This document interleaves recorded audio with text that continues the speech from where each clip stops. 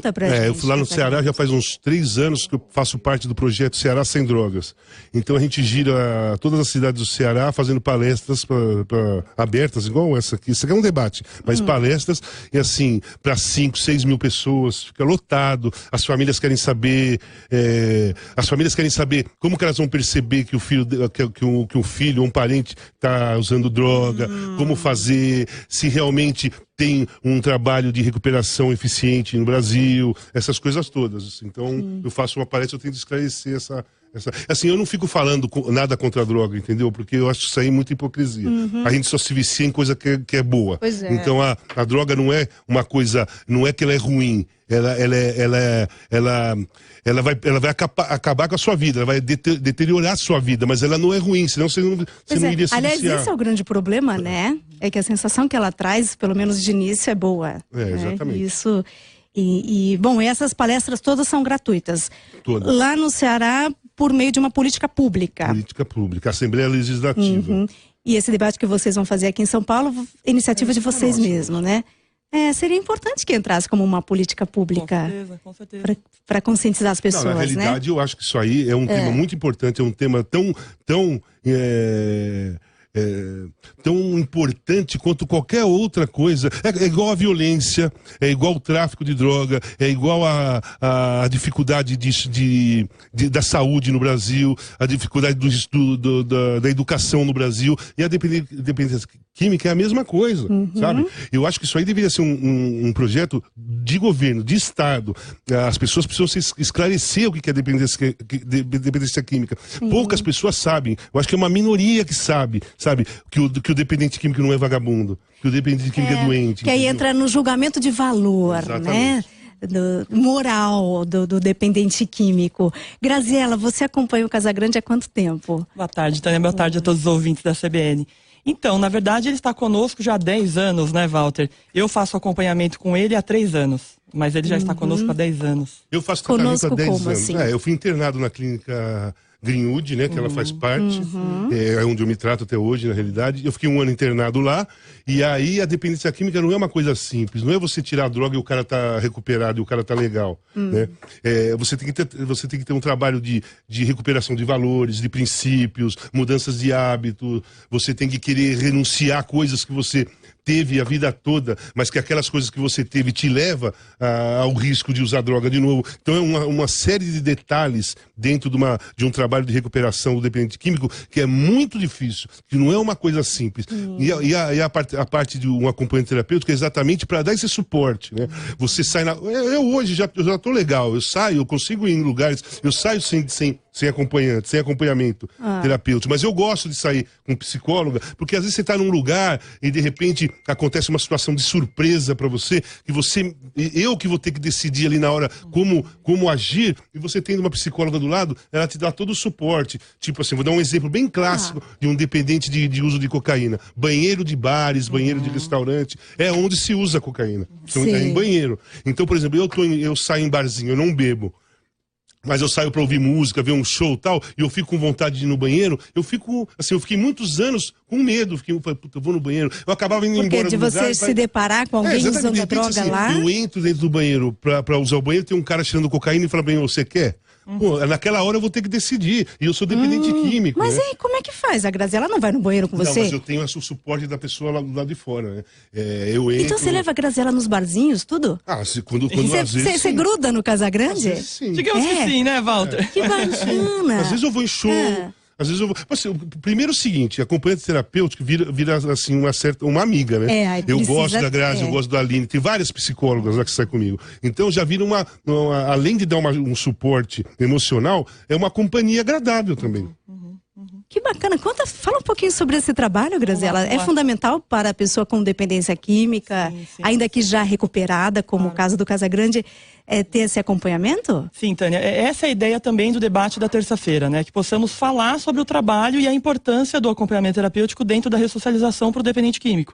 Eu estou falando do dependente químico, mas o AT exerce em várias funções, em vários setores, né? Dentro da recuperação, digamos. pode ser com psicologia infantil, enfim, educação, né? No caso da dependência química, é um trabalho diferenciado, porque o paciente precisa mudar de hábitos, mudar os lugares que ele frequentava, a turma que ele frequentava, e aí o psicólogo entra para poder ajudá-lo nessa ressocialização, né? Então, assim, como ele mesmo disse, bares, cinema, Olimpíadas, né, Walter? A gente estava junto, entre tantos outros lugares. É fundamental. E a gente tem visto que os pacientes, exatamente por terem que mudar a vida e o estilo de vida, ficam muito sozinhos, Tânia. É aí que entra o papel do acompanhamento terapêutico, né? Sim. É essencial, acaba sendo uma companhia, né? Que incrível. Olha, e vem bem de encontro com a pergunta do nosso ouvinte, que pelo Facebook ele mandou, o André Cruz de Aguiar, se o tratamento inclui a mudança de amizades e relacionamentos, Exato, que é bem exatamente. isso, né? Mas aí como é que faz? Aí você dá uma vetada nas pessoas que faziam uso de droga? Vetada nas pessoas que não entendem que eu sou um dependente químico, que estou em recuperação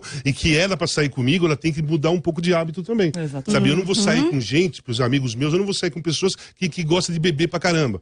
Eu posso sair com amigos que gostam de tomar um chopp, tomar uma taça de vinho, aí eu saio, porque eu me garanto ali, assim, com o álcool ali, eu vejo uma pessoa tomar chopp, um vinho, eu já tô acostumado a ver isso. Agora, eu sair com uma pessoa que vai ficar na minha frente, tomando caipirinha, tomando cerveja, enchendo a cara a noite toda, não vai dar. Né? Então, eu tive que peneirar meus amigos também.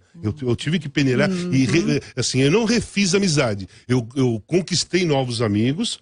E a grande maioria dos meus amigos, eles entendem a minha situação, colaboram comigo, e tantos outros eram dependentes químicos que nem eu e não usam mais drogas, entendeu? Então, assim, eu tenho, no meu caso especificamente, não foi um problema essa parte de modificar as amizades. Eu não tive muita dificuldade. Mas deve ser um drama, porque também você é uma pessoa famosa, conhecida, então é cercado de pessoas, né? O nome do ouvinte é André, Tânia? É o André. André, eu acho que é isso que o Walter falou, mas é importante, assim, hoje a recuperação, depois de uma internação, de um processo, é imprescindível que o paciente mude todo o círculo dele, o vínculo que ele tinha com os amigos da ativa, né, das pessoas que usam droga.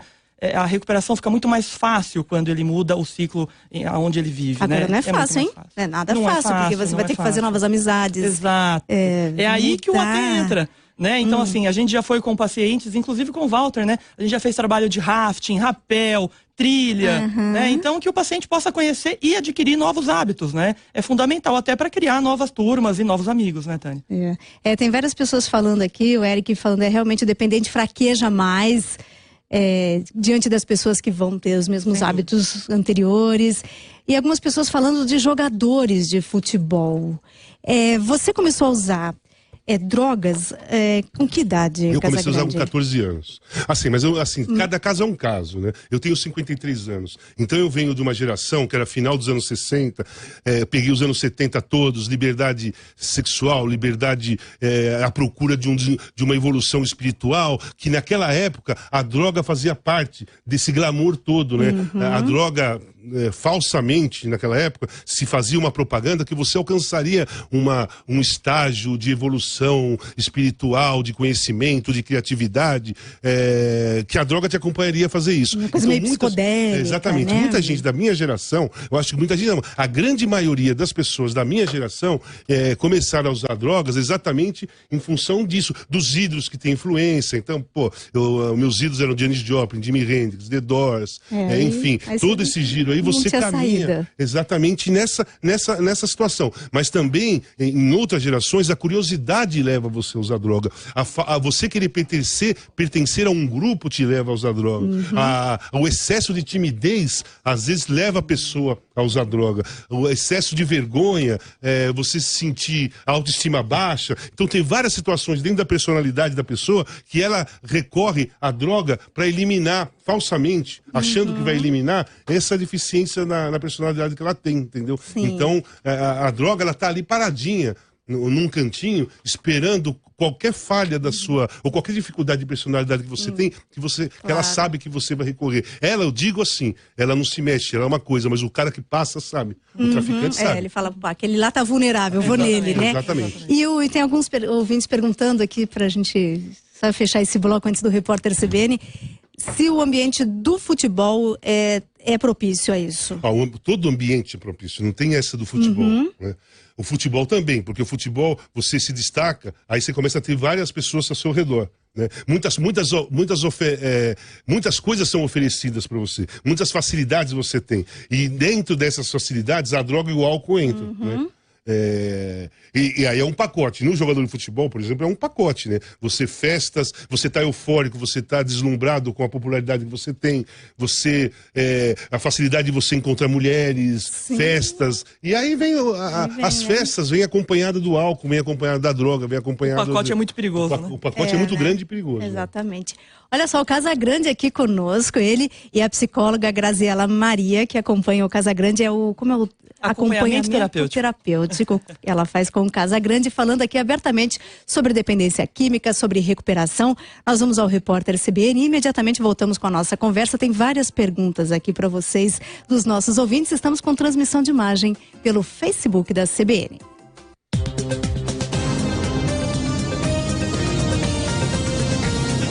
Repórter CBN.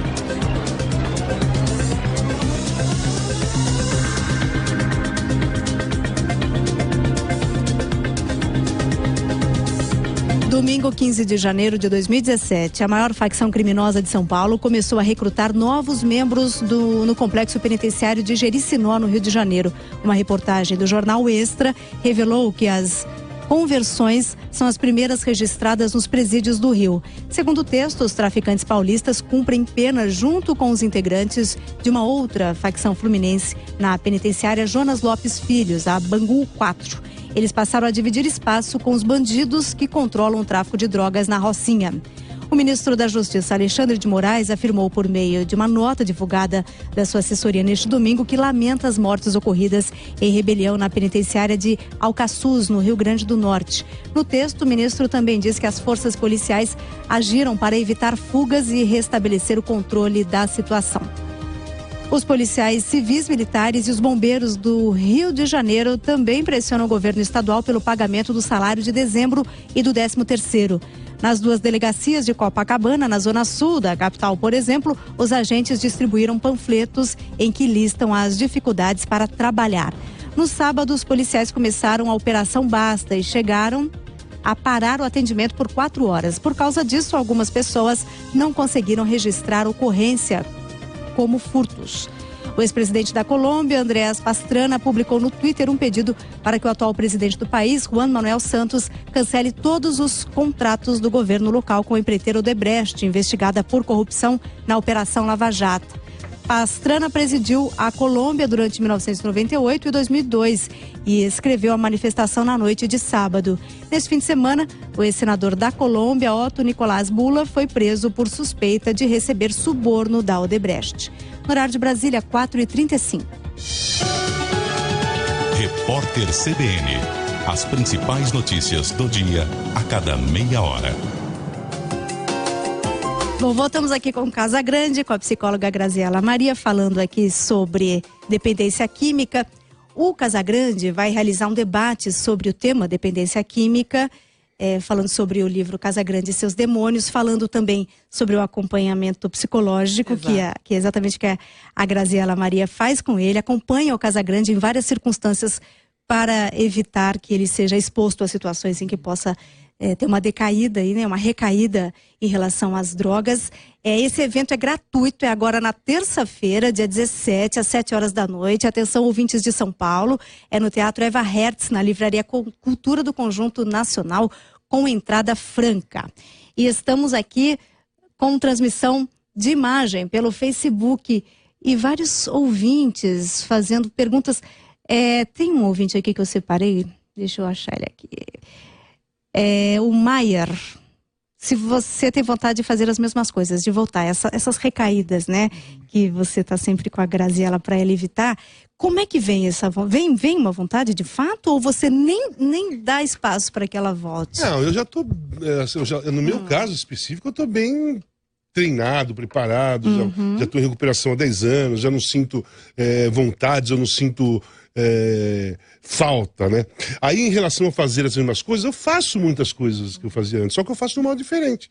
Hoje eu fui no show do Black Sabbath há um mês atrás, em dezembro, que eu gosto de rock, gosto do Black Sabbath, eu fui no show do Black Sabbath, fiquei tomando água e vendo o show. Né? Eu fui do mesmo jeito. Antigamente eu ficava bebendo, usando droga e vendo show. Dessa vez eu bebi água e vi o show. E curtiu? Então, e curti do mesmo jeito. Então eu faço muitas coisas, em muitos lugares eu vou nos mesmos lugares que eu ia antigamente. Só que o meu foco é outro, sabe? Eu gosto de música, então eu vou em barzinho ouvir black music, que eu gosto, eu fico até às 5 da manhã vendo o clipe e ouvindo música, só que o meu foco lá no bar é eu ver música e ver os clipes e conversar com as pessoas. Já não é mais o álcool, já não é mais me drogar, já não é mais loucura. Não te dá nenhuma fissura. Não dá, porque eu já consegui chegar na mudança de foco, que é uma parte da recuperação. Exatamente. E acho legal também a gente falar a diferença entre recaída e retorno, né, que o paciente perguntou. Existe a recaída e existe o retorno, né? É claro que assim, a gente não pode considerar parte do processo, né? O importante é que o paciente se mantenha em recuperação, não recaia. Mas existe a recaída e existe o retorno às drogas, né? Então, recaída é o quê? A recaída é quando o paciente teve uma recaída pontual, né? E o retorno é quando ele volta à ativa, ao uso, né? Constante, exatamente, uso constante, né? De fato é importante que ele não tenha nenhuma nem outra, obviamente. Sim, mas uma recaída, você não sabe como é que vai repercutir, né? Se é só uma recaída ou se ela pode abrir a porta do inferno. E normalmente abre, né, Walter? Essa é a grande questão, né? Por isso que a gente não gosta de dizer que faz parte do tratamento a recaída e o retorno, né? Porque todas as vezes que o paciente volta, ele volta de onde ele parou. Ou seja, ele volta pior. Né? Então a tendência é sempre piorar. Sim, mas tem que deixar assim, até claro, é um pensamento meu como dependente químico. No início de uma recuperação, no início que o cara o cara se internou, se tratou e ele sai, ele começa a viver, algumas escorregadas acontecem, né? Principalmente emocionais. Algo assim, vontade, ou fissura, ou dificuldades assim, ou querer mesmo assim, pô, tô com saudade, tô querendo. Essas coisas acontecem no início, mas com o tempo de recuperação, com o cara querendo mesmo, um cara focado, querendo não mais usar, ele vai com o tempo, essas situações elas vão diminuindo, essas vontades, essas saudades, né? A saudade do antigo vai diminuindo, sabe? É importante também, que isso é uma coisa mais do lado da Grazi, do lado psicológico, mas como eu passei, eu sei bem que é isso, é você começar a fazer um passado novo, né? Porque, por exemplo, quando o cara é internado, se recupera, no caso, o cara ficou um ano, como eu queria, eu fiquei um ano internado, 10 anos atrás. Quando eu saí, quando eu lembrava do passado, o meu passado era sempre usando droga. Então eu tinha que batalhar contra a saudade do meu passado. Hoje em dia, já faz 10 anos que eu estou em recuperação, eu olho pro meu passado, eu já tenho passado sem usar droga, entendeu? Fez uma nova história. É uma identidade sua não relacionada à droga. Eu já tenho memórias, já tenho situações no meu passado que eu não estava mais usando droga. Isso aí demora com o tempo, porque o tempo tem que passar pro cara construir um novo passado para ele. Porque no início, o passado dele é sempre usando droga, porque ele olha para o Natal do ano passado, eu estava usando droga. No Carnaval do ano passado eu estava na escola de samba usando droga. Aí quando passam 3 anos, o cara vai olhar no Natal do ano passado, eu estava com a minha família, viajando na praia, no Carnaval, eu estava ouvindo um som no sítio com meus amigos. Então ele vai reformulando o passado dele. Quando ele começa a já ter esse passado diferente, fica mais fácil, né? Então a dependência química, ela não é meramente química, né? Assim, física. Não é o corpo está pedindo. Eu preciso consumir, assim como respirar, assim como se alimentar. Eu acho até que tirar a droga, não é uma das coisas mais difíceis, né? Não é uma das coisas mais difíceis. O corpo aceita. O corpo ele sofre um pouquinho, mas depois ele aceita. O problema é a cabeça, é a mente da gente, né? O nosso cérebro é o problema, porque toda situação que vai acontecer de instabilidade emocional, o cérebro vai querer funcionar como ele sempre funcionou, que era buscando a droga, Você tem que reformular. É como um computador. Você tem que reprogramar o seu cérebro. O seu cérebro tem que ser reprogramado. Ele tem que começar a aprender a fazer coisas sem ele recorrer à droga. Entendeu? Então o cérebro leva tempo. Ele sim é o processo mais difícil, é você reprogramar o seu cérebro, fazer com que ele comece a ter um hábito diferente. Comece a te dar recursos diferentes. Porque ele vai dar sempre o mesmo recurso. Por exemplo, no meu caso, Eu usei 38 anos drogas, né? Então o meu cérebro tá super habituado a recorrer ou agir ou fazer com que eu me comporte de uma determinada maneira. Então ele ainda está em processo de reformulação. Quanto tempo que você parou? Ó, eu tô há 10 anos nessa luta, assim, eu tô há 10 anos em tratamento. Assim, zerado, sem fazer nada, nem beber, nem nada, já faz 1 ano e pouquinho. Assim, sem pensar, sem ter emoção, sem ter desequilíbrio emocional, sem usar droga, sem beber, sem nada. Aí eu tô nesse tempo. Bacana. E será que o Casagrande vai ter alta? Você fala, o seu cérebro já sozinho está descondicionado. Então, eu acho... Aí a Graziela vai dizer, olha, eu não preciso mais te acompanhar. Eu acho ótima essa pergunta, mas assim, ele já está em alta, né? Eu acho que o mais importante é que o Walter, ele estabeleceu um vínculo de extrema importância em prol da recuperação dele. Então, hoje ele liga pro AT e fala, vamos tomar um café, vamos ao cinema. Então, ele entendeu a importância desse trabalho e ele criou esse vínculo que acaba protegendo ele e ajudando, né? Então, eu acho que uma coisa legal para falar é que alta é uma palavra muito complexa, né? Mas ele estabeleceu um novo projeto de vida, né? E muitas vezes o AT entra nesse projeto e outras vezes não, né? Então, ele mesmo, ele já tem um crivo muito bom em relação em que momento o AT pode entrar, né? Bacana. Aí, como é que funciona esse atendimento? É particular? São todas... É disponível, já que estamos falando em rede nacional, as pessoas que têm interesse, como é que funciona? Eu acho importante essa pergunta, Tânia, porque é uma dúvida que todo mundo tem, né? Na verdade, assim, as clínicas hoje particulares oferecem esse trabalho, o acompanhamento terapêutico, né? No nosso caso, é um trabalho particular oferecido pela clínica na qual o Walter fez o tratamento, né? Que é a clínica Greenwood. E ele é extra... consultório, né? Então, são settings diferentes, são cenários diferentes, né? Então, por exemplo, ele tem a terapia individual dentro do consultório, só que ele tem essa fora do consultório. Porque o psicólogo do consultório não tá no dia a dia com ele, né? No cinema, nas dificuldades. Então, aí entra o AT, né? Então, é um trabalho de extrema importância, né? E tem crescido cada vez mais dentro da dependência. E mais precisaria intimidade. Popularizar, né? Porque eu imagino que não seja uma coisa barata. Né? Ele não é um trabalho barato, de fato, mas eu acho que, na verdade, o acompanhamento terapêutico ele surgiu lá atrás, na época da reforma psiquiátrica, luta antimanicomial, né? Ele não é um trabalho somente dos psicólogos, né? Então, o pessoal da educação, normalmente é o pessoal da educação e da saúde que fazem o trabalho, né? Então, é que no caso da dependência química, é muito melhor que seja feito por um psicólogo, né? Sim. Que é uma pessoa especializada dentro da dependência química, né? Bom, eu tô passando o olho, aqui tem várias perguntas, tanto pelo site quanto pelo Facebook. Eu não vou conseguir fazê-las individualmente, mas eu sei que algumas estão se repetindo. Então, alguma que eu já vi com alguma frequência, já que a Graziela Maria acompanha o Casagrande em muitos dos eventos sociais e tal, para que ele não tenha nenhuma recaída, para cercá-lo de cuidados.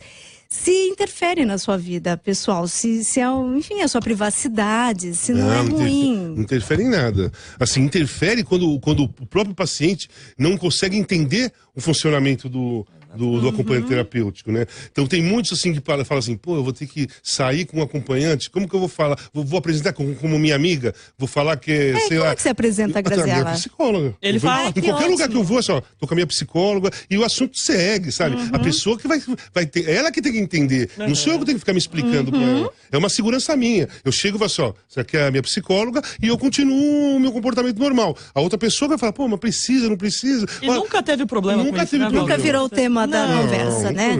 As pessoas, muito pelo contrário, as pessoas elogiam ele, se interessam. O Walter hoje ele é uma referência em relação a isso, né? Quando ele fala, estou com um psicólogo. Nossa, que bacana, como funciona isso, né? Então, ele, como eu te falei, ele é muito tranquilo, né? Ele entendeu a importância dessa ferramenta no tratamento dele. E também você chama a Graziela quando você acha que você precisa dela, né? Ela não fica grudada em você. Nem sempre. Às vezes eu tô em casa, por exemplo, sozinho, tô a fim de ir no cinema, e, pô, pra eu não ir no cinema sozinho, eu vou unir as duas coisas. A companhia dela e já ela como acompanhante terapêutico. Eu saio tranquilo e vou no cinema, às vezes a gente vai jantar, ou vou num show, ou às vezes eu saio com outras pessoas, mas fico trocando mensagem com os psicólogos. A gente tá sempre junto, bacana, né? E na medida que você vai criando um outro vínculo de pessoas, né, um outro círculo de amizades e tal, você também vai se distanciando dos riscos. E também um relacionamento mais sério, como o seu agora, que aliás foi causou, né, o seu relacionamento com a Baby. Isso também ajuda muito, quer dizer, Por exemplo, agora você tem a Baby, que é evangélica. No meu caso, assim, é uma coisa que completou, né? É uma pessoa que não usa droga, que não bebe, tem o lado religioso dela, o lado espiritual dela que é super definido para ela. É uma pessoa que tem todo o entendimento, conhece a Grazi, conhece o meu tratamento, conhece tudo. Então, para o meu dia a dia, assim, pro meu relacionamento foi ótimo. Eu não tenho problema algum, né? Muito pelo contrário. Ela me ajuda, ela facilita, ela entra como um AT, além de ser uma namorada, entendeu? Sim. Ela tá ali comigo. E de repente, você tá protegido com ela, protegido, né? super protegido. Eu fico muito mais seguro. No meu caso, é muito mais seguro. Que bacana. E a religião, Casagrande? Porque e no livro você conta isso, né? Os seus demônios, você estava estudando mitologia demoníaca, né? Naquele momento em que você começou a ter alucinações provocadas pela droga, começou a ver uns negócios estranhos na sua casa e tal. E agora? Como é que você lida com isso? E é importante para você ter uma orientação religiosa espiritual. Religiosa não há necessidade, não é uma coisa necessária. Eu não coloco a religião igual à espiritualidade. Sim. Eu tenho muita fé em Deus, tenho fé em Jesus, acredito muito nisso, até porque eu estou com uma pessoa que tem um estudo, um conhecimento total disso daí. Ela é evangélica, ela é pastora evangélica. Eu não sou evangélico e eu não me converti a nada. Eu só tenho essa espiritualidade muito parecida com a dela, né? Não tenho tanto conhecimento e tanto envolvimento como ela tem, mas tenho o meu caminho todo ligado a um conhecimento, a uma presença de Deus na minha vida, entendeu? Sim. Isso te ajuda, foi 90%. te protege, né? Super. E a história dos demônios? Você parou de estudar sobre os demônios? Não, assim, estudar, assim, eu tive um envolvimento, eu fiquei lendo, eu fiquei pesquisando, eu fiquei interessado sobre isso, né? Eu tinha muito interesse sobre isso. E aí, depois de tudo que eu passei, eu percebi que, assim, eu tinha pouco interesse e pouco conhecimento sobre a vida de Jesus, né? E hoje eu modifiquei, eu tenho todo um conhecimento, todo um interesse, todo um envolvimento espiritual com o lado de Jesus Cristo mesmo. Não tenho nada a ver com demônios na minha vida. Até porque a presença de Jesus na minha vida afastou completamente a qualquer presença de demônios ao meu lado. A minha vida melhorou muito, deu uma volta assim para melhor depois que eu me aproximei mesmo da vida de Jesus, entendeu? Mas eu quero deixar claro, porque eu dei um depoimento numa igreja faz uns 15 dias, sobre as coisas que eu passei, uma igreja evangélica, porque eu fui, às vezes eu vou em cultos evangélicos, mas assim, porque me interessa. Mas eu não sou... Você não aderiu? Não, eu não aderi, eu não acho... No meu pensamento ainda, eu não tenho necessidade de um templo. Para eu ficar próximo de Deus e de Jesus, eu não tenho necessidade de um templo. O meu templo é meu coração, entendeu? Jesus está comigo no meu coração. Eu não preciso ir numa casa que falam de Jesus. Eu sei o que eu quero de Jesus, eu não preciso ir lá para alguém falar para mim. Esse é o meu pensamento, mas eu não descarto e não vejo mal algum das pessoas que se apegam mais profundamente a isso. Se ajudar a pessoa, vai ajudar, mal não vai fazer. Então, se a pessoa se sente bem dessa maneira, que vá e faça. O Casagrande, eu queria também, já que nós falamos aqui do livro, em que você conta também da experiência que você teve com com a droga e depois com a internação, você ficou um ano internado, né? 8 meses isolado. Foi. E foi internado contra a vontade. Foi. Pois é. E aí depois você foi descobrindo que era importante para você isso. O que você acha? Você acha que a internação é fundamental e em que nível de dependência? A internação é fundamental no nível do cara que não acha que ele é doente e que não acha que ele precisa de ajuda. Aquele cara que fala, eu paro quando eu quiser, é aquele cara que mais precisa de ajuda. Né? Quando você não tem medo da droga, é a hora que você precisa mais ser ajudado. Porque você tem que ter, eu não sigo os 12 passos, né, do NA, mas tem 2 passos ali que são importantes, que é o primeiro é você assumir que é impotente perante a droga. Se você não assumir que ela é mais forte que você não vai ter medo dela. Então quando você não tem medo de alguma coisa, você fica girando sempre próximo daquilo, né? Ninguém vai numa jaula de um leão e fica lá, porque sabe que vai ser perigoso. Então se você não tiver medo, o leão vai te comer. E o leão, na vida do dependente químico, é a droga. Então, esse leão que é feroz na nossa vida, ele tem que estar distante da gente. E para ele estar distante, você tem que ter medo dele. E para você ter medo, você tem que assumir que ele é mais forte. Né? Então, quando o cara não consegue ver que a droga dominou, que ele perdeu o controle, é o cara que precisa ser internado, né, Grazi? Tem gente que consegue se recuperar sem ser internado. Sim. Porque ele sabe que ele é doente, ele sabe que ele é impotente, ele procura uma ajuda e segue tudo o que o tratamento exige dele. Agora, o cara que não quer, ele tem que ser internado, porque ele tem que entender. A força, né? Que é mais sofrido. Vai imaginar. Mais sofrido. E também no livro, até queria que a Graziela falasse sobre isso, nessas visões e tal. Casagrande fala, bom, eu estava em surto psicótico, né? No momento em que eu tinha essas visões e tal. A droga estimula algum transtorno mental, esses surtos, enfim, a pessoa ou que já tenha uma tendência ou que não tenha uma tendência possa vir a desenvolver por causa da droga? Sim, Tânia. É uma roleta russa, na verdade, né? A gente nunca sabe o que vai acontecer, né? Você pode usar a droga e desenvolver ou não, né? O perigo é correr esse risco, né? Mas sim, né? Então a gente também está falando de drogas alucinógenas, onde é de extrema importância, né? Então existe sim essa questão, a gente chama de uma característica mais psicótica, né? Da psicose, que vem devido ao uso ou abuso de drogas, né? Então isso também é uma questão bastante importante. Então, todo mundo que usa tem? Não posso afirmar isso, né? Mas há uma grande possibilidade disso acontecer. Volto a dizer, é uma roleta russa. E é um risco ao qual não se deve correr. Algumas pessoas são mais vulneráveis que algumas, outras. Sim, né? Até por genética, por histórico familiar, etc. Né? Somos todos diferentes, né? E lembrando que a droga tira, né? Leva para o mundo da fantasia, né? E o risco é você não voltar mais nesse mundo da fantasia. Né? Que foi o que o Walter traduz muito bem aí no livro, quando ele conta do surto psicótico que ele teve. O Sérgio Ariuaki pergunta se quando cai a ficha, se necessariamente a pessoa precisa de ajuda profissional, se ela consegue parar com as drogas sozinha. Nossa, é outra pergunta muito importante, né? Assim, depende o caso, depende quanto tempo essa pessoa está usando droga, que tipo de droga, mas assim, enquanto profissional que trabalha com dependência química, eu acho que hoje a gente existe muita coisa para ser feita, né? Então, por exemplo, o Walter falou da internação, né? Procura o psiquiatra é o médico indicado para poder auxiliar nessa prescrição ou não da internação. Existe hoje o Hospital Dia, né? O Hospital Dia hoje é uma vertente de um tratamento onde o paciente não precisa ficar internado, né? Então existem outras possibilidades, né? Mas muitas vezes precisa da internação, né, Tânia? Não tem como fugir da internação, né? Como o Walter disse, se o paciente não perdeu o controle, ele precisa de um lugar onde o proteja, né? Pois é. E o acompanhamento psiquiátrico envolve medicamentos. Envolve medicamentos, É importante, você fez uso de medicamentos? Eu faço ainda alguns. Você vai tirando aos poucos. Porque você fica excessivamente ansioso. A parada, o tempo de recuperação pode te deixar depressivo. Ele pode deixar você angustiado.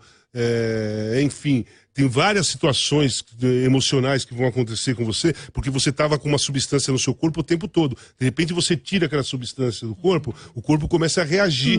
Então ele reage de ansiedade, depressão, ele vai reagindo de muitas maneiras. A própria fissura mesmo é uma reação psicológica, né, que o corpo tem. Então o medicamento vai fazendo com que você fique sempre num plano normal como qualquer outra pessoa, o mais tempo possível. E quando o seu corpo começa a se acostumar e o seu cérebro também começa a se acostumar com aquele seu comportamento plano, né? Aquele seu comportamento suave, aos poucos você vai deixando de tomar os medicamentos. Em muitos casos não há necessidade de ficar com medicamento a vida toda, né, Grazi? Sim. É por isso que a gente também, acho que é legal lembrar, já que nós estamos falando do debate, na terça-feira o Dr. Pablo Roig vai estar presente, que é um psiquiatra, exatamente para poder falar mais e aprofundar na importância do medicamento, do psiquiatra no tratamento, que é essencial, né? O Pablo Miguel Roig, psiquiatra, a Graziela Maria, psicóloga, e o Walter Casagrande, eles vão realizar esse debate sobre dependência química, um debate gratuito para os ouvintes que estão em São Paulo. Dá para dar uma passadinha por lá no dia 17, agora na terça-feira, às 19 horas, no Teatro Eva Hertz,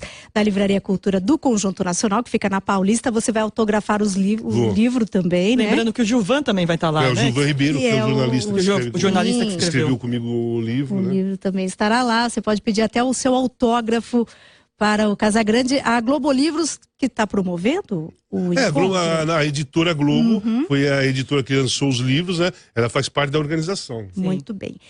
Vou fechar aqui, olha só, já estamos um bocado de tempo falando sobre a questão da família. Você disse que na palestra vocês vão orientar as famílias de como identificar que os filhos estão com problemas em relação à droga. É fundamental falar sobre isso. E eu vou aproveitar e falar aqui de um ouvinte, eu não vou dizer o nome dele, diz que o filho passou um tempo na UTI, com drogas e tal, e aí ele propôs ao filho o seguinte, que ele ganharia um carro zero se parasse com a droga e tal. Houve um acordo do pai com o filho saiu da UTI, ficou bem, ganhou o carro, mas os problemas voltaram. Ele quer saber se ele fez bem. E aí, então vamos falar da família, vai. Então, aí o pai tá desesperado, os pais estão desesperados. Então eles fazem qualquer coisa para que não veja mais o filho dele daquela maneira, usando droga, que causa sofrimento para a família toda e tudo. Ele tentou fazer uma troca, né? Ele tentou, você para de usar droga, eu te dou o carro. Mas é claro que o filho topou, vai ganhar o carro, mas o filho não banca isso. Porque não depende dele. Ele é um dependente químico. A vontade de usar droga, ela vai vir. Não foi sacanagem do filho dele. Não dá pra culpar o filho, né? O filho dele não manipulou, nem usou essa bondade do pai, sabe? O filho dele é doente. Provavelmente não, acho que com certeza, pela pergunta e pelo modo que o pai falou, o filho tá querendo parar de usar droga, só que ele não vai conseguir sozinho. E não vai ser dando presente pra ele que ele vai ganhar, que ele vai conseguir. O lance é o seguinte, o cara tá afim de parar de usar droga, a droga é prejudicial, tá acabando com a vida do cara, tá fora de controle, o cara quer se trata e não tem prêmio maior do que ele se recuperar. Não precisa ganhar carro, avião, sabe, viagens pro exterior, não precisa nada, sabe. O pai do menino que fez a pergunta, ele vai ficar muito feliz quando ele vê o filho dele não usar mais droga. E o filho dele vai ganhar um prêmio muito grande, que é a sobriedade, a saúde, não vai precisar do carro, entendeu? Sim, o carro vai ficar bobagem, né? O carro, pela sobriedade do filho dele, o próprio filho vai conseguir conquistar esse carro, né? Coisa que usando droga ele não vai conseguir. Muito bem. Lembrando que a dependência química é uma doença também que a gente trabalha muitos valores, né? Então, por exemplo, qual é o risco, né, de você reforçar o seu filho dando um carro e tal? O dependente químico precisa aprender que ele precisa conquistar as coisas, né? Então é importante trabalhar a humildade desse sujeito, né? Então uma forma de trabalhar a humildade é prestando bastante atenção nos presentes, né? Então até tem um determinado momento do tratamento, né, Walter, é onde não se pode presentear, exatamente por isso. O presente precisa ser uma conquista, né? Inclusive da sobriedade dele. Né? O carro pode vir num outro momento dentro do projeto de vida elaborado. Mas não como moeda de troca, né? A moeda de troca não existe. A droga não tem negociação, ela não deixa você negociar. Ela te domina e pronto. Não tem negociação, entendeu? Você enfrenta o bicho... não vai ser dando um avião, um carro, que a droga vai sumir da vida da pessoa. Muito bem. E como identificar que o filho está envolvido com drogas? Eu acho que assim, existem vários sinalizadores, né, chamamos assim. Eu acho que hoje em dia é muito mais comum a família perceber através do tabaco, do álcool e da maconha, né, que é o que está mais presente aí dentro das famílias. Eu acho que tem algumas características básicas, né, principalmente as pessoas com quem ele está andando, os lugares que ele frequenta. A dica que a gente dá para os familiares dos adolescentes: como eles chegam em casa, horário, né, para chegar em casa. É legal que os pais possam ir buscar, estar sempre presentes, né, Tânia? Poder ver o que está acontecendo com o seu filho, poder ver o filho, sentir o filho, né? Hoje, se você não vê o que acontece, os filhos manipulam, né? E é uma característica, inclusive, do adolescente, né? Indiferente de ser dependente químico ou não. Então, o conselho que a gente dá é que fiquem próximos dos seus filhos e observem qualquer mudança, qualquer coisa diferente que se ache, procure ajuda, né? Não, e dá pra perceber, né? Olhos vermelhos, cheiro. Não só isso, mas assim, você tem um comportamento por anos, vai. Você sai com a sua família de domingo sempre pra almoçar, porque é legal, a família sempre se reúne. Depois de um tempo, um personagem daquela família começa a não ir mais. Ele começa a não ir mais, ele começa a se isolar, ele começa a evitar olhar de frente. Já é um sinalizador. Então, aí já é um sinalizador, porque ele começou a mudar o comportamento dele. Alguma coisa entrou na vida dele que está fazendo com que ele mude o comportamento dele. E uma dessas coisas pode ser a droga, Pode ser a droga, exatamente. O adolescente, ele tende a fazer isso, né? E lembrando que o adolescente ele é curioso, né? Ele quer experimentar, ele quer ser aceito pela turma, ele tende né? a se isolar da família também, naturalmente, né? Mas aí precisa ver o nível de isolamento. Exato. E eles bebem muito, essa geração bebe muito. Então o filho chegar meio alcoolizado em casa, imagino que seja uma situação meio frequente aí dos nossos ouvintes. O álcool, e tem muitas perguntas sobre isso, e a maconha, enfim, essas drogas que são consideradas mais leves, elas são uma porta de entrada para drogas mais pesadas? Sim, sem dúvida. Sem dúvida são. São. O que acontece, né? Lembrando que o adolescente é curioso, etc. E outra, tem algum determinado momento, Tânia, em que o adolescente quer experimentar mais. A maconha já não dá mais aquele efeito legal, o álcool tá pouco. Então sempre vai vir a próxima droga. Por isso que a gente fala que é a porta de entrada, né? Existem usuários que ficam somente no álcool ou somente na maconha. Assim, mas o risco de ir para a próxima é grande, né? Assim, não existe droga mais forte ou mais fraca. Droga é droga. Droga é droga. Toda substância que altera o nível psicológico da pessoa é uma droga. Não tem essa de ser mais pesada. Ela é diferente. Mas é que a tolerância com o álcool é gigantesca. Então, mas o nível, a diferença das drogas é o efeito que ela faz. Não tem essa de ser mais leve ou mais pesada. A maconha te dá um relaxamento, é uma coisa mais visual, você fica mais sorridente, a cocaína te acelera mais, a heroína te deixa mais amortecido, o álcool te deixa mais eufórico. Então, as drogas, elas têm efeitos na pessoa diferentes, mas todas elas são drogas. E eu posso te falar com certeza, e a Grazi vai confirmar, todas elas vai te levar a um dano grave. Exatamente. Sabe? Tem umas que matam mais rapidamente, tem umas que matam mais lentamente, tem umas que vão te deixar... que tem a possibilidade de te deixar lesado psicologicamente, tem outras que vai deixar o físico totalmente deteriorado, que é o caso do álcool, né? Crack, essas coisas, todas elas te detonam. Então não tem mais leve. E todas viciam. E todas viciam, sem dúvida.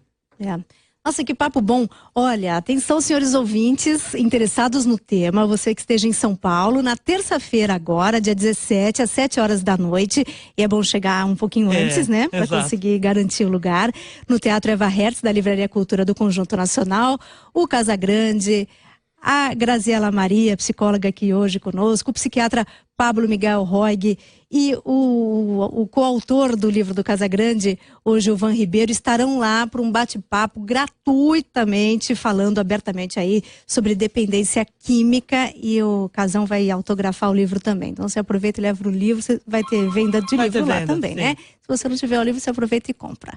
Olha, adorei, muito obrigada, viu? Foi muito esclarecedora. Obrigada a vocês. Muito legal. Casagrande aqui conosco, ex-jogador, comentarista, Walter Casagrande, e a psicóloga Graziela Maria, ambos falando sobre dependência química.